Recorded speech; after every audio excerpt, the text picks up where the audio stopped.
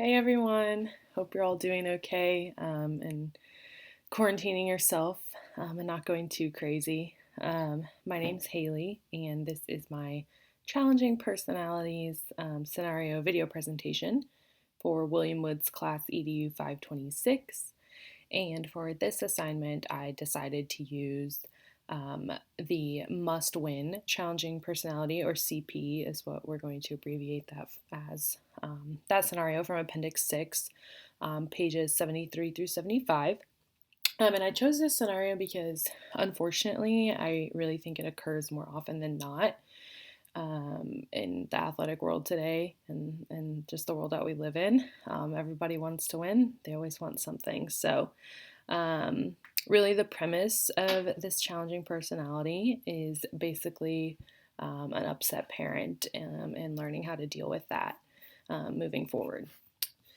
So, in this scenario, we have a parent that is upset with the current football coach, and the parent believes that a new football coach is necessary and should be hired because the current coach is not enthusiastic and not motivating the athletes to win.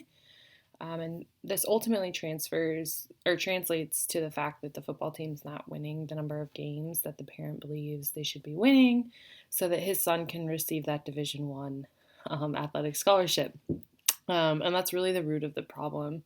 Um, the CP mentions the fact that his son has played football since middle school and that they've invested a lot of time and money into this sport, as I'm sure many of the other parents and families have as well. But this challenging personality that having to deal with as an athletic director comes from a bit of a selfish position, as the parent's only concerned about his son's gain from winning and not the team's gain from winning as a whole. In this specific scenario, I believe that the formal assessment plays a big part in maintaining the emotionally mature response, like the AD did in this scenario. For example, you can tell that the parent's clearly angry and probably not speaking in the nicest tone towards the athletic director. However, the AD, which is the emotionally mature response noted in the scenario, he remains calm and allows the CP to kind of blow off steam, just as the strategies suggest that he should. In regards to utilizing the assessment, it's really just a matter of knowing and understanding how the assessment works, the type of questions it asks, and how it can benefit you and an athletic director specific, situation. And so, for example, the assessment listed some key ideas or traits to maintain when talking to a must-win challenging personality, or CP. And some of these traits were, to stay calm, to not interrupt, to focus on the primary concern, maintain eye contact, and demonstrate empathy. All of which I believe in this scenario, the athletic director did a really good job of doing all of those things.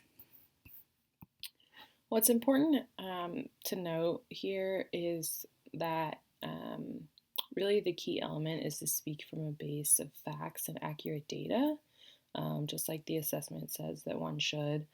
And the AD does this pretty well in the scenario by stating, that the challenging personality, quote, identified some things the coach can control and some factors the coach cannot control. When we evaluate our coaches, we try to look at those things the coach can control or that we help with as administrators, end quote.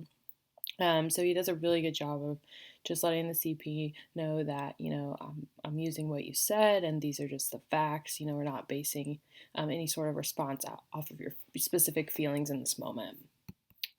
So if I were the AD, the first step I would take to move forward in this scenario is to, thank the concerned parent or the challenging personality, for bringing this to my attention.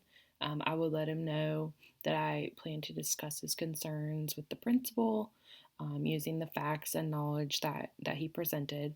And should other parents come forward and express the same concern, then I might have more of a probable case or concern that a new coach would need to be hired. But in this moment, I think just making, the principal aware of what the issue and what's happening, and just keeping them in the loop is going to be important.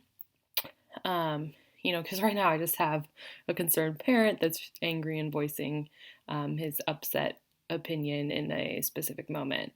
But I'll let that challenging personality know I plan to follow up with him, and I'll keep him in the loop as much as I can, because it's important that he feels what he said was taken into account and is valued, and understood, and that he knows if he were to bring anything else forward that he would feel comfortable doing so. Next I would brainstorm new ways to fundraise money or utilize the budget to implement a new weight room for the athletes. That was one of his concerns, is that our facilities are out of date, and not up to par as he thought they should be. And if that seems like an important factor to the challenging personality, and if I can successfully complete that, it'll demonstrate that his opinion that he voiced was heard, and he does feel valued in this situation. So those would be my first courses of action to take moving forward. I have a couple thought-provoking questions in the discussion, so let me know what you guys think.